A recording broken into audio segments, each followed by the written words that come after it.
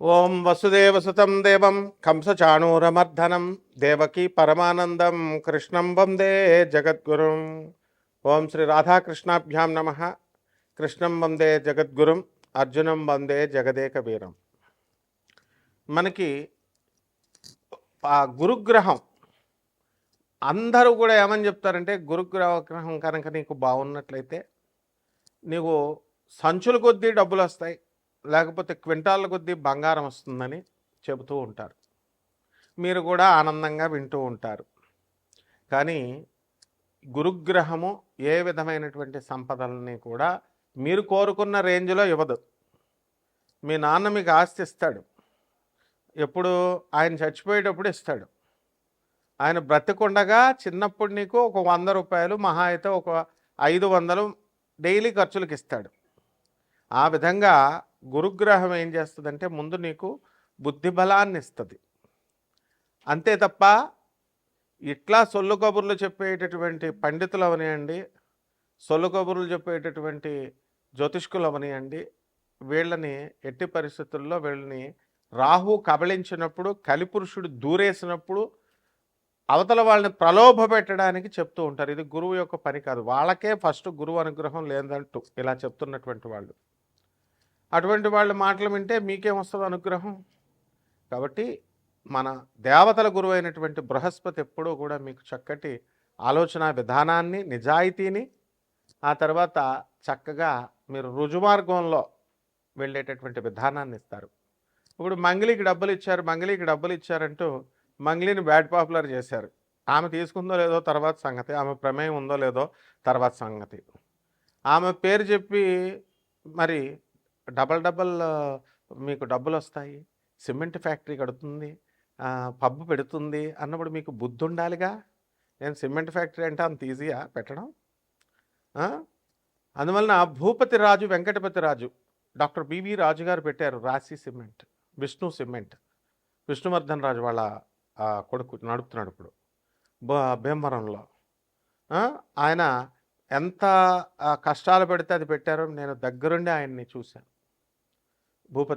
Doctor BV రాజు కాలేజెస్కి మేము వెళ్తూ ఉంటాం. అలాగే మా తాతయ్య గారు డాక్టర్ ముల్లపూడి హరిశ్చంద్ర ప్రసాద్ గారు ఆంధ్ర షుగర్ ఫ్యాక్టరీ పెట్టడం ఎంత కష్టం? అంత ఈజీనా? లైసెన్సులు రావడానికి ఢిల్లీ నుంచి కళ్ళంట నీళ్లు పెట్టుకొని, అరే నా బామ్మర్ది బోళబులరామే మాట విన్నాను, నేను విని అనవసరంగా ఈ ఇండస్ట్రీ రూట్లోకి దిగానేమో, నా పొలాలు నేను చూసుకోక అని ఆయన ఎంత ఇదయ్యారో మాకు తెలుసు. కాబట్టి మరి మీరంతా దురాశకి ఇస్తారు డబ్బులు. దీన్ని రాహు యొక్క ఎఫెక్ట్. అది ఒక పనికిమాలిన జ్యోతిష్కుడు సంచుల కొద్దీ డబ్బులు వస్తాయి, సంచుల కట్ల కొద్దీ బంగారం వస్తుందంటే ఎలా నమ్ముతున్నారా మీరు? కష్టపడాలి, బాగా చదవాలి, మీ అమ్మ చెప్పిన మాట వినాలి. మీ నాన్న నేను పడ్డ కష్టాలు నువ్వు పడకూడదురా అని చెప్పేసి పాపం నేను బిజినెస్లో చిన్న చిన్న అబద్ధాలు, చిన్న చిన్న మోసాలు చేసి నేను కుటుంబ పోషణ చేయాల్సిన దుస్థితి మా నాన్న మాట నేను వినకపోవడం వల్ల నాకు ఈ పరిస్థితి వచ్చింది. నువ్వు ఆ పరిస్థితి తెచ్చుకోక నాయన, చదువుకోరా బాబు అని చెప్తాడు. అంతేకాని నువ్వు వేసుకొచ్చాయి, బ్యాంకులు దోపిడీ చేసుకొచ్చాయి, ఈ దొంగిలించుకొచ్చాయి అని ఏ తండ్రి చెప్పడు. కాబట్టి ఇదంతా కూడా ఆ గురువు పక్కన రాహుగాళ్ళు ఇలాంటి వాళ్ళు ఉంటారన్నమాట. వాళ్ళే ఈ కపట జ్యోతిష్కులు, కపట గురువులు అన్నమాట. ఎవరైనా సరే స్వామి వివేకానంద అది ఫాలో అవుతారా? స్వామి వివేకానంద ఎప్పుడైనా ఇలా చెప్పాడా మీకు? రామకృష్ణ పరమహంస, స్వామి వివేకానంద, ప్రభాత్ రంజన్ సర్కార్, ఆ తర్వాత చక్కగా మన ఆదిశంకరాచార్యులు వారు, రామానుజాచార్యులు వారు, రమణ మహర్షులు వారు ఎప్పుడన్నా ఇలా చెప్పారా? మరి ఇప్పుడున్న స్వామీజీలు నా దగ్గరికి వచ్చేయి, పూజ చేసుకో, కోట్లు వచ్చేస్తాయి, గోశాల పెట్టా, నీకు మోక్షం డైరెక్ట్ ఇచ్చేస్తా, ఈ ప్రవచనకారులు ఇలా చెప్పేటటువంటి వాళ్ళు. లేకపోతే గోశాల అంటాడు ఒకడేమో గుళ్ళు కట్టానంటాడు, ఒకడు కాశీలో పెట్టానంటాడు. ఉన్న స్వామి వివేకానంద అనాథ శరణాలయాల్లో, ఈ యొక్క ఆర్ఫనేజెస్లో, ఓల్డేజ్ హోమ్లకు మీరు ఇవ్వచ్చు కదా. ఉన్న వాటికి ఇవ్వరు వీళ్ళు కొత్తగా పెడతారు వీళ్ళ బ్రాండ్తో, పనికి మాలిన వాళ్ళు. కాబట్టి స్వామి వివేకానంద ఇటువంటి జగద్గురువుల యొక్క ఆశీస్సులను తీసుకొస్తుందన్నమాట ఈ గురుగ్రహం. కాబట్టి మనకి కోటాను కోట్లు కావాలి, దురాశతో వెళ్ళేటటువంటి వాడు ఎప్పుడూ బాగుపడ్డు. రజనీకాంత్ ఏ సినిమాలో చెప్తాడు? నరసింహ, నీది కాంతి నీ దగ్గరికి రాదు, నీదైంది నిన్ను వదిలి ఎప్పటికీ పోదు. నువ్వు ప్రయత్నించకపోయినా నీ దగ్గరికే వస్తుంది. ఇది సిద్ధాంతం నరసింహ. కాబట్టి చక్కగా ఆ గురుగ్రహం మనకి 19వ తారీఖు ఏప్రిల్ నెలలో స్వక్షేత్రగతుడు అవుతున్నాడు శుక్రగ్రహం. అలాగే మనకి ఈ యొక్క గురుడు కర్కాటక రాశిలోకి 2 జూన్ తర్వాత రాబోతున్నాడు. 31 అక్టోబర్ 2026 వరకు కూడా మనకి ఈ యొక్క కర్కాటక రాశిలో ఉండడం జరుగుతుంది. ఆ తర్వాత సింహరాశిలోకి ప్రవేశం చేస్తాడు 31వ తేదీ అక్టోబర్ నెల 2026 సంవత్సరం నుంచి. అలాగే ఈ యొక్క బుధగ్రహాన్ని మనం చూసుకున్నప్పుడు మనకి బుధగ్రహము 30 ఏప్రిల్ 2026 సంవత్సరం తర్వాత ఈ యొక్క బుధుడు మేషరాశి ప్రవేశం చేస్తాడు. అలాగే ఈ యొక్క కుజగ్రహాన్ని కనుక మనం చూసుకున్నప్పుడు మనకి కుజుడు చక్కగా మే 11వ తేదీ 5వ నెలలో మనకి కుజుడు మేషరాశిలోకి ప్రవేశిస్తాడు. అంతవరకు మీనరాశిలో 2 ఏప్రిల్ నుంచి ఉన్నాడు 2026 సంవత్సరంలో. ఈ విధమైనటువంటి గ్రహ మార్పుల వలన, ముఖ్యంగా ఈ యొక్క గురుడు శుక్ర గ్రహాల మార్పుల వలన, అలాగే ఈ కుజ బుధ గ్రహాల మార్పుల వలన, ముఖ్యంగా ఈ గురుగ్రహ సంచారం వలన మన 12 రాశుల వారికి కూడా ఏ ఏ రిజల్ట్స్ని ఇస్తుంది ఒక్కొక్క రాశి వారిగా మనం చెప్పుకుందాం. ఇవన్నీ కూడా గోచార రీత్యా మనం చెప్పేటటువంటి ఫలితాలు కోటాను కోట్ల మందికి. మరి విడివిడిగా మీరు తెలుసుకోవాలనుకుంటే మీ వ్యక్తిగత జాతకాలు చూసినప్పుడు మాత్రమే తెలుస్తుంది. కాబట్టి ఎవరైతే సీరియస్గా ఉన్నటువంటి వాళ్ళు, సీరియస్గా డెవలప్ అవ్వాలనుకునేటటువంటి వాళ్ళు, అంతేగాని గ్రీడీగా కాదు. మంగ్లీ దగ్గరికి వెళ్ళి 5 లక్షలు వేసాం 10 లక్షలు అయిపోతాయి, 5 కోట్లు పెట్టాం, కోటి రూపాయలు పెట్టాం, తర్వాత బ్లేమ్ చేసుకుంటే ఒక్క రూపాయి కూడా రాదు వాళ్ళందరికీ కూడా. నేను చెప్తున్నాను, ఆ నవగ్రహాల సంచారం తెలిసిన వ్యక్తిగా. ఇప్పుడు కేసులు పెట్టారు, ఇవన్నీ చేసుకుంటున్నారు కదా, వాళ్ళు చూడండి, ఆ కేసులో ఒక్క బాధితుడికి కూడా ఒక్క రూపాయి కూడా రాదు. విజయ్ మాల్వియా కొన్ని వేల కోట్లు ఎత్తుకుపోయాడు, వచ్చినాయా? సుబ్రహ్మరెడ్డి గారు వే ఆఫ్ జరిగింది, కొన్ని కోట్ల అప్పు అయిపోతే చక్కగా తీసి అవతల పడేశారు. ప్రభుత్వ విధానాలు అలా ఉంటాయి, బ్యాంకు విధానాలు. అదే పేదవాడికి చేస్తే ఇండ్ల మీదకి వస్తారు, పడతారు. సో లీగల్ సెల్స్ ఉంటాయి. 200 దేశాల్లో ఆశ్రమాలు ఉన్నటువంటి ఆనంద మార్గ ఆశ్రమానికి ఇంటర్నేషనల్ కోఆర్డినేటర్ నేను.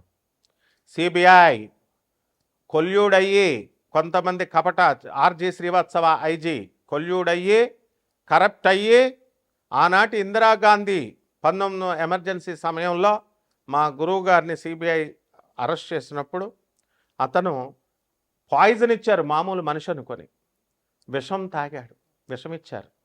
బ్రతికిన తర్వాత బెత్తరపోయారు.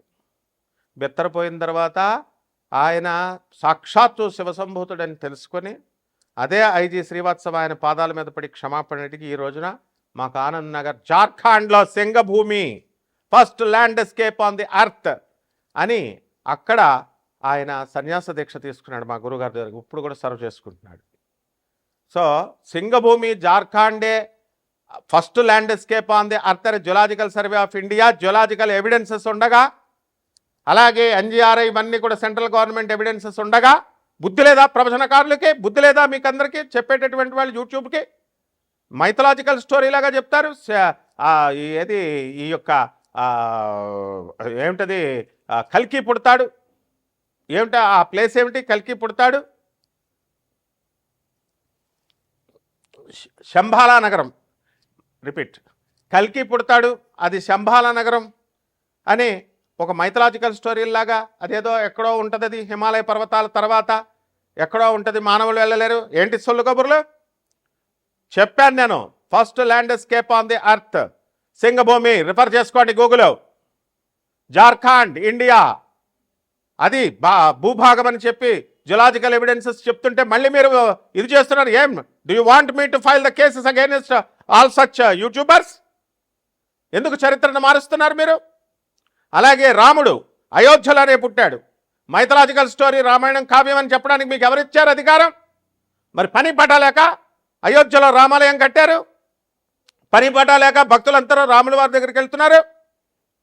అలాగే మధురాలో కృష్ణుడు పుట్టాడు, దట్స్ ఆల్. మళ్ళీ కృష్ణుడు మైథలాజికల్ స్టోరీ భాగవతం అబద్ధం, భగవద్గీత అబద్ధం అంటూ కొంతమంది యూట్యూబర్లు రా మీరంతా.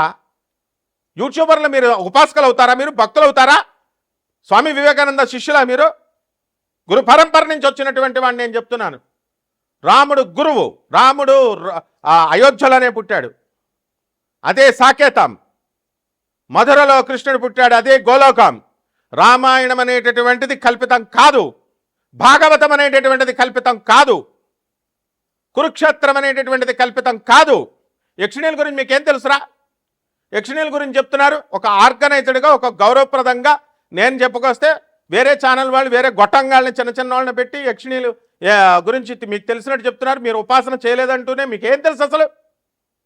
ఎందుకు? How do you degrade the Hindu goddesses? So ఇవన్నీ కూడా మీరు చెప్పడం వల్ల, ఈ దురాశాపరులైనటువంటి ఈ జనం చూడడం వల్ల ఏమవుతుందంటే ఈ యొక్క మీకు రిజల్ట్స్ రావు. గురుగ్రహం చేసేది అదే నిజమైనటువంటి జ్ఞానాన్ని చెప్పడం. గురు పరంపర అంటే ఆజ్ఞాపించాలా? గురువు ఆదేశ్, గురు దత్తాత్రేయుడు ఆదేశిస్తాడు. It is an order. ఆదిశంకరాచార్యుల ఆది గురువు ఏమంటాడు? నా గురోరధికం, నా గురోరధికం, నా గురోరధికం ఇది శివ శాసనత. శివుడు శాసించాడు. ఇదేమన్నా రాజకీయ నాయకుళ్ళు, సీఎంలు, పిఎంలు అనుకుంటున్నారు చెప్పడానికి? దిస్ ఇస్ ఆర్డర్, గురువు ఆర్డర్. కాబట్టి ఇక నుంచి ఎటువంటి మైథలాజికల్ స్టోరీస్ లాగా ఎవరు కూడా చెప్పకూడదు. అలా కనుక చెప్పినట్లయితే తప్పకుండా లీగల్ ప్రొసీడింగ్స్కి వెళ్తాం. ఇదే గురుగ్రహం చేసేటటువంటిది. అంతేగాని బస్తాలు బస్తాలు డబ్బులు మీకు ఇచ్చేది, బస్తాలు బస్తాలు మీకు డబ్బుల్ని ఇవ్వదు. జ్ఞానాన్ని ఇస్తుంది, మంచి గురువుల్ని ఇస్తుంది, మంచి స్నేహితుల్ని ఇస్తుంది, నిజాయితీ పరులుగా ఉన్నటువంటి వాళ్ళని చేత మీకు కల్పించి యథార్థ భక్తిని, నిజభక్తిని మీకు కల్పిస్తుంది. ఇక 12 రాశుల వారికి ఒక్కొక్క రాశి వారిగా మీకు ఏమేం ఫలితాలు ఇస్తుందో ఈ వీడియోలో చూద్దాం. మిథున రాశి వారికి అందరికీ కూడా దగ్గరున్నటువంటి స్నేహితులు, దగ్గరున్నటువంటి మిమ్మల్ని ఆప్యాయంగా చూసేటటువంటి స్నేహితులు అవనియండి, మిత్రులు, పరివారం అవనియండి, బంధువులు అవనియండి, వాళ్ళని వదిలేసి మీకు ఎండమావుల్లో నీళ్లను వెతుకుతారు. మరి ఈ యొక్క గురుగ్రహం జన్మంలో ఉన్నటువంటి కారణంగా మీకు అనారోగ్య సమస్యలు అనేటటువంటి వస్తాయి. ఎండాకాలంలో కూడా పిజ్జాలు, బర్గర్లు తింటూ మరి డ్రింకులు, మందులు తాగుతూ ఉంటే ఏమవుతాయి? విరోచనాలు రాకపోతే, ఆరోగ్యం అవ్వకపోతే, ఆ విధంగా ఇండైజెషన్ ప్రాబ్లమ్స్, చెవి కండ పెరగడము, ఈఎన్టీ ప్రాబ్లమ్స్ రావడము ఇవన్నీ జరుగుతాయి. నమ్మాల్సినటువంటి వ్యక్తులను నమ్మకుండా నమ్మకూడని వ్యక్తుల్ని నమ్ముతూ మీ జీవితాలను మీరే నాశనం చేసుకుంటారు. ఆ విధంగా ఆదాయాల దగ్గరికి వచ్చేసరికి ఆదాయాలు బ్రహ్మాండంగా పెరుగుతాయి. మీకు ఈ మిథున రాశి వారికి విదేశాలకు వెళ్ళేటటువంటి అవకాశాలు కూడా అధికంగా ఉంటాయి. విదేశీ మోజు మిథున రాశి వారిలో ఎక్కువ ఉంటుంది. మరి అది గ్రహ సంపుటిని బట్టి అందరికీ కాదు. ఎవరైతే ఎండమావుల్లో నీరు కావాలి అని కోరుకునేటటువంటి వాళ్ళు తప్పకుండా వాళ్ళు విదేశీ ప్రయత్నాలు చేసి భంగపడుతుంటారు. విదేశ వాళ్ళ చేతుల్లో నుంచి ఎన్ఆర్ఐల చేతుల్లో మోసపోవడానికి అవకాశాలు ఉంటాయి. ఇకపోతే ఈ రాశి వారికి అందరికీ కూడా ఇళ్ళు లేనటువంటి వాళ్ళు ఇళ్ళు కొంటారు, స్థలాలు లేనటువంటి వాళ్ళు స్థలాలు కొనాలని ప్రయత్నిస్తారు. అదేవిధంగా ఆదాయ వనరులను పెంచుకోవడం కోసం రకరకాల వ్యాపారాలు చేయాలని ప్రయత్నిస్తారు. లే ఆఫ్ల వల్ల సాఫ్ట్వేర్ ఇంజనీర్లందరికీ కూడా ఫారిన్లో కూడా ఉద్యోగాలు కోల్పోయినటువంటి వాళ్ళకి ఉద్యోగాలు తొందరలో రావడానికి అవకాశాలు ఉంటాయి. 2 జూన్ 2026 సంవత్సరం తర్వాత, గురుమార్పు తర్వాత ఉద్యోగాలు మళ్ళీ మీకు రావడం జరుగుతుంది. అంతవరకు మేము ఖాళీగా ఉండాల్సిందేనా అండి అంటే ఖచ్చితంగా ఉండాలి ఖాళీగానే. మరి అప్పులు చేసుకోండి చక్కగా. ఎలాగో మీ దగ్గర ఫుల్గా డబ్బులు ఉన్నప్పుడు మీరేమి అనాథ పిల్లలకి, వికలాంగులకి, సాధువులకి, పేదవారికి ఏం దానాలు చేయలేదు. కాబట్టి ఆ గ్రహాలన్నీ కూడా మనం చేసినటువంటి మంచి పనులను బట్టే అవి ఫలితాలు ఇస్తూ ఉంటాయి. కాబట్టి మీరు ఎన్ని పూజలు చేసినా సరే మీకు ఉద్యోగ విషయంలో 2 జూన్ రావాల్సిందే. ఇకపోతే ఈ రాశి వారందరూ కూడా బంధువులతో చక్కగా విందు వినోద కార్యక్రమాల్లో తిరుగుతారు. రాజకీయ నాయకుల్లో వీళ్ళు కొత్త పోస్టుల కోసం తిరుగుతూ ఉంటారు. చిన్న చిన్న కార్యకర్తలకి డబ్బులు దండగ తప్ప రాజకీయాల్లో తిరగడం వీళ్ళకి ఏమీ విధమైనటువంటి కబంధహస్తాలు, రాబందులు ఉండగా, పెద్ద పెద్ద లీడర్లు ఉండగా మిమ్మల్ని ఎక్కడ రాణిస్తారు? కాబట్టి ఈ యొక్క మీ కుటుంబాలను పాడు చేసుకోవద్దు. రాజకీయాల్లో తిరుగుతూ చక్కగా మీరు జాబులు చేసుకుంటూ వీళ్ళినంత వరకు మీ కుటుంబ పోషణను మీరు జాగ్రత్తగా చేసుకోండి. ఇకపోతే రైతులు కూడా బ్రహ్మాండమైనటువంటి సంపాదిస్తారు. అప్పులు ఇవన్నీ కూడా తీర్చుకోవడం జరుగుతుంది. ఇండైజెషన్ ప్రాబ్లమ్స్తో ఉంటారు కాబట్టి ఆహార నియమాలను మీరు పాటించుకోవాలి.